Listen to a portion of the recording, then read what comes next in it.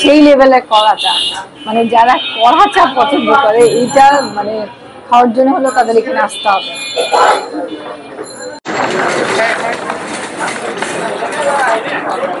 সাইডটা কাটলেট, সাইডটা চপকা। অনেক দূর। ভাইয়া কত বছর যাবত আসেন এই ক্যাফেটেরিয়াতে? 15 বছর। পরস্পরের একটা আদান প্রদানের জায়গা হিসেবে ক্যাফে কর্নারটাকে আমরা বেছে নিই। পদা ঘোষ ছিল এটার মালিক। আমার সবচেয়ে কাটলেটটা, তারপরে আলু চপটা এখানে একটু ব্যতিক্রম ভালো লাগে তার জন্য। আমার ফেভারিট হলো ট্রেনে কাটলেট। খেতে খুব ভালো লাগে। 15 বছর আগে আপনি যখন প্রথমে এখানে খেতে আসলেন, তখনকার সাথে এখনকার কি কি ডিফারেন্স আছে? রেটিং করা বা রিভিউ করার মতো কিছু নাই, এগুলো ঐতিহ্যবাহী খাবার, এগুলো যে খেতে পাচ্ছি এই আলহামদুলিল্লাহ।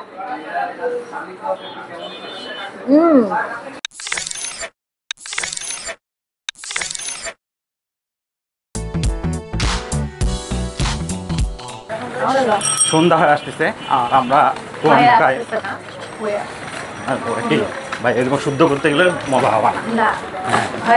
না, আমরা আছি পুরান ঢাকায়, বাংলা বাজার যেতে যাচ্ছি আর গলি বাজার যাচ্ছি যত তত আবার তো মোমো মনে না। হ্যাঁ, না হ্যালো গাইস, আসসালামু আলাইকুম। অনেকদিন পরে আমি আর শুভ এভাবে রিক্সায় করে ঘুরছি। চলে আসছি বাংলা বাজার। এখানে আসলে আসার কথা ছিল না, সাডেন প্ল্যান। আমার হসপিটাল থেকে খুব কাছে, খাবারও টেস্ট করা হয় না, তাই ভাবলাম আজকে একটু ঘুরি, দেখি কি পাওয়া যায় এবং র্যান্ডম আমরা কি খেতে পারি। মানে পুরান ঢাকার যে ঐতিহ্যটা আছে এটা কিন্তু খুব ভালো। আচ্ছা, আমরা দেখবো আশেপাশে কি আছে। আমরা এমন একটা ক্যাফেতে চলে আসলাম যেখানে একই সাথে দেখা মিলে নবীন এবং প্রবীণের। এই ক্যাফেটির যাত্রা শুরু হয় নিবারণ ঘোষের হাত ধরে। 1995 সালে সপরিবারে ওনারা দেশ ছেড়ে চলে যান এবং সেই সময় এই ক্যাফেটি হস্তান্তর করে দিয়ে যান তারই বন্ধু সোলাইমান সাহেবের হাতে। আমি যতটুকু শুনলাম হিন্দু একজন মালিক ছিল এখানকার, সেখান থেকে আপনি নিয়েছেন, বর্তমান ওনার আপনি। মানে কিভাবে ওনার কাছ থেকে আপনি নিলেন এবং কেন মনে হলো যে এই হোটেলটা আমি চালাবো? না, ও তো ইন্ডিয়া গেছে গা। হ্যাঁ, ও যখন দেখলো আমি থাকবো না, আমার একদিন আমি হোটেল ছাড়িয়ে দেব। আচ্ছা, পার্টি দেখছি, দেখাইতে কইছি কথা হয়েছে, কারণ আমি তুমি ছাড়িয়ে দেবা, আমার দাও তুই নিতে সাহস করো। আপনার বন্ধু ছিল? আচ্ছা, তখন আপনি এখানে বসে এসে খাওয়া দাওয়া অনেক সময় আমার দোকানে আমার বাইরে যাইতে। আচ্ছা আচ্ছা, আপনার হাতে হ্যান্ডেল দিয়ে একবারে 1 মাস ফুল ফ্যামিলি ইন্ডিয়া যাই রয়েছে, পুরো দোকানের দায়িত্ব আমার। আচ্ছা, চলবে কয়টা পর্যন্ত? রাত 10টা। রাত 10টা পর্যন্ত, মানে সকাল 6টা 6:30 থেকে শুরু করে রাত 10টা পর্যন্ত ক্যাফে কর্নার সবসময় খোলা আছে? জি, 7 দিনই, সপ্তাহে 7 দিন।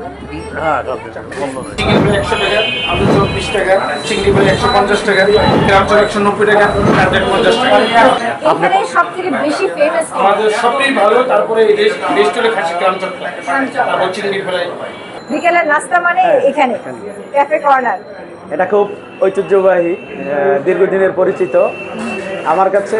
যে এখানে ম্যাক্সিমাম খাবারই খুব সুন্দর, ভালো লাগে। তারপরে স্পেশাল আমি যেটা পছন্দ করি সেটা হচ্ছে ক্রাম চপ। ম্যাক্সিমাম প্রতি সপ্তাহে 2 বার আসার চেষ্টা করি। প্রতি সপ্তাহে 2 বার আসেন, মানে কিছু বাইরে খেতে ইচ্ছা করলে এখানে চলে আসেন? হ্যাঁ। কোন খাবারটা বেশি পছন্দ? আমার সবচেয়ে কাটলেটটা, তারপরে আলু চপটা এখানে একটু ব্যতিক্রম ভালো লাগে তার জন্য। ভাইয়া কত বছর যাবত আসেন এই ক্যাফেটেরিয়াতে? আমি 15 বছর। 15 বছর। আপনি কতদিন ধরে এখানে আছেন? আমি এই দোকানে প্রায় 40 বছর সার্ভিস করি। পরস্পরের একটা আদান প্রদানের জায়গা হিসেবে ক্যাফে কর্নারটাকে আমরা বেছে নিই। বাংলা বাজারে যে কয়জন পুরনো প্রকাশক আছে তার মধ্যে উনি একজন অন্যতম। প্রবীণদের হাত ধরে নবীনদের আগমন, যেমন জাঙ্কেলের সাথে আমি কথা বললাম, ওনার সাথেই 2 ভাইয়া আছে, ওনারা আসছে ওনার হাত ধরেই। আমি যদি ভুল না বলে থাকি। ঠিক ঠিক বলেন। ভাইয়া নামটা একটু বলবেন? আমার নাম তুষার তালুকদার। আমি সেন্ট্রাল উইমেন্স ইউনিভার্সিটিতে পড়াচ্ছি ইংরেজি বিষয়ে। তো আমি প্রায় 15 বছর ধরে আসি এই এলাকায় বাংলা বাজারে। মূলত বই প্রকাশের তাগিদে আসি। সেই সঙ্গে সঙ্গে এই ক্যাফে কর্নারেও আসি প্রায় 10 বছর। 10 বছর। আচ্ছা। তো ক্যাফে কর্নারের আসলেই অন্তত অন্য কিছু না খেলে 1 কাপ চা তো খাই ক্যাফে কর্নারে। আর এখানকার ক্রাম চপটা খুব ভালো। অনেকেই জানেন, নানান জায়গায় এটা নিয়ে ফিচারও হয়েছে। জি তো সব মিলে এই মানে ছোট রেস্টুরেন্ট, ছোট পরিসর, কিন্তু এর কোয়ালিটি ফুডের কারণে আমাদের একটা আলাদা আকর্ষণ তৈরি হয়েছে। চার আড্ডা মানেই এখানকার হ্যাঁ। Cafe corner. আমি এই মুহূর্তে বসে আছি পুরান ঢাকার অনেক পুরাতন একটা ক্যাফেটেরিয়াতে, যার নাম হচ্ছে ক্যাফে কর্নার। আর সবথেকে প্রেজেন্ট বিষয় যেটা হচ্ছে সেটা হচ্ছে এই ক্যাফেতে বরেণ্য কবি শামসুর রহমান কিন্তু বসে গেছে এখানকার খাবার টেস্ট। কালক্রমে এখানকার যে মালিক ছিল তা পরিবর্তন হয়ে গেছে এবং যে কুক ছিল সেও মারা গেছে, কিন্তু খাবারের টেস্ট একই রকম নাকি আছে, যেটা এখানকার মানুষদের দাবি। এটা হচ্ছে খাসির ক্রামচপ। এই জিনিস আমি এর আগে কখনো টেস্ট করিনি, আমার খাসি খুব একটা খাওয়া হয় না। তারপরেও যেহেতু ওনারা বলেছে যে আমি নিয়েছি এখানকার সব মানে ডেলিশিয়াস আইটেমগুলো, এবং এখানে সব থেকে বেশি চলে হচ্ছে ক্রামচপ আর হচ্ছে খাসির কাটলেট। সেই সাথে আছে আমার কাছে এখানে চিংড়ি ফ্রাই, আর এখানে হচ্ছে আলু চপ, আর এখানে এটা হচ্ছে চিকেন ফ্রাই। ঠিক আছে, এই আইটেমগুলো এখানে সব থেকে বেশি চলে জন্য আমি বলেছি আমাকে সব আইটেম একটা করে দিবেন, আমি সব টেস্ট করি, কোনোটা যেন মিস না হয়। তো দেরি না করে শুরু করে ফেলি। এইটা হচ্ছে ক্রাম চপ, খাসি ক্রাম চপ, একদম খাসির কিমা দেখা যাচ্ছে। হ্যাঁ, আমি হাত দিয়ে খাই, আমার খাসির কিমা দেখা যাচ্ছে। এবং আমি যেই কয়জনের কাছে শুনলাম সবার একই কথা যে আগের মতোই টেস্টটা তারা ধরে রেখেছে। মালিকানা চেঞ্জ হয়েছে, কুক চেঞ্জ হয়েছে, বাট টেস্ট ওনারা আগেরটাই রেখেছে।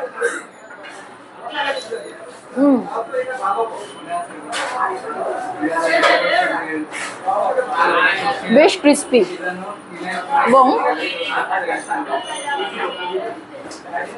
আমি যে কারণে খাসি পছন্দ করি না সেটা হচ্ছে এটা একটা স্মেল আছে, যদি ঠিক মতো কেউ সেটাকে কুক করতে না পারে। কিন্তু ওনারা এত সুন্দর করে কুক করেছে এবং কিমাটা এত সুন্দরভাবে নরম হয়েছে, এক ফোঁটা স্মেল নাই। এগুলো আসলে রেটিং করা বা রিভিউ করার মতো কিছু নাই, এগুলো ঐতিহ্যবাহী খাবার, এগুলো যে খেতে পাচ্ছি এই আলহামদুলিল্লাহ। আমি টেস্ট করে শোনো। কাটলেট এখানে আছে খাসি, সেই সাথে আছে ব্রেড আর খাসি দিয়ে ওরা তৈরি করেছে কাটলেট। শুভ্রর অনেক বেশি পছন্দ। খেতে খুব ভালো লাগে, ট্রেনে উঠলে আমি কাটলেট খাই। আর এখানে খেলাম, এখানে কাটলেট খেলে অনেক বেটার। এটা আমার ফার্স্ট বেশ ভালো, তবে আমার কাছে কাটলেটের থেকে বেশি ক্রাম রোলটা ভালো লাগলো। আপনারা যদি চান তাহলে কিন্তু সাথে চাইলে এরকম পাউরুটি দিতে, মানে কাটলেট দিয়ে বা এই ক্রিম রোল ক্রিম চাপ দিয়ে আপনি যদি পাউরুটি খেতে চান সেটাও পসিবল।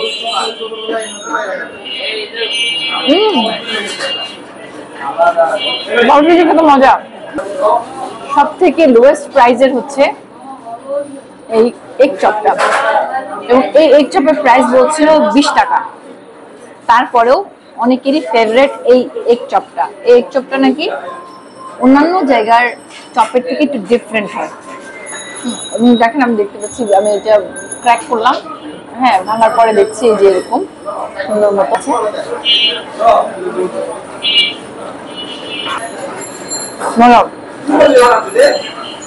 আমি এখন চিংড়িটা খেতে চাচ্ছি,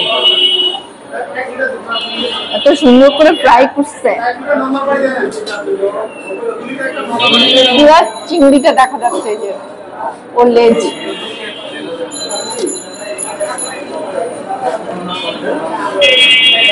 ভালো মতো ফ্রাই করা, এবং আমার খেয়ে যেটা ফিল হচ্ছে কোনো মানে ফ্রেশ তেলে ভেজেছে, তেলের কোনো এক্সট্রা স্মেল নাই বা ওভার ইয়া না, হাতের সাথে কিন্তু তেল চিটচিটে ভাবটা নাই যে অনেক বেশি চাপ দিলে তেল চলে আসতেছে, এরকম না। বেশ মজা। আমাদের সবার খুব পছন্দের সেটা হচ্ছে চিকেন ফ্রাই। এখানকার চিকেন ফ্রাইটা একদমই ডিফারেন্ট ওয়েতে করা। এখন আমরা যে চিকেন ফ্রাইগুলো খাই একদম ক্রাঞ্চি, লেয়ার করা, ওই লেয়ার না, জাস্ট হচ্ছে ক্রাম্প দিয়ে কিন্তু ইয়ে করে ফ্রাই করেছে। এটার মধ্যে কোনো এক্সট্রা টেস্টিং সল্ট বা এই জাতীয় কোনো কিছু ইউজ করা নাই। যে জিনিসগুলো খেলে আপনার অ্যাপেটাইটের প্রবলেম হবে। খুব মজা, আমি তো খাওয়ার মধ্যে হারাই যাচ্ছে এরকম একটা অবস্থা। চা নিয়ে চলে আসলাম, খাওয়া তো হলে সেই ভরপেট। অনেকের মুখে এই চার প্রশংসা শুনলাম এবং চার লিকারটা দেখে আমার প্রাণ ধরে গেল। এত মানে স্ট্রং চা দেখে মনে হচ্ছে, এবং চিনি কম সাথে।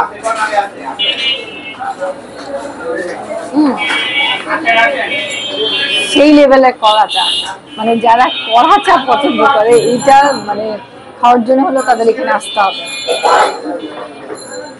একটা হোটেল, যে হোটেলটা প্রায় 60 বছরেরও বেশি সময় যাবত এখানে আছে, ওইরকম একটা হোটেলে বসে খাওয়াটা কিন্তু ভাগ্যের ব্যাপার। ওনাদের ভাষ্য অনুযায়ী যেটা আমি জানলাম, যে এইটা স্বাধীনতার আগে থেকে চলছে। 1962 সাল থেকে এই ক্যাফে কর্নারটা চলেই যাচ্ছে এবং একইভাবে চলে যাচ্ছে। তো আর কথা না বাড়াই, পুরান ঢাকা এরকম আরো অনেক ঐতিহ্যবাহী খাবার নিয়ে খুব দ্রুত সামনে হাজির হয়ে যাব আপনাদের। সেই পর্যন্ত আমি চা খেতে থাকি আর আপনারা আমার ভিডিওর ওয়েট করতে থাকেন। Till then, bye by.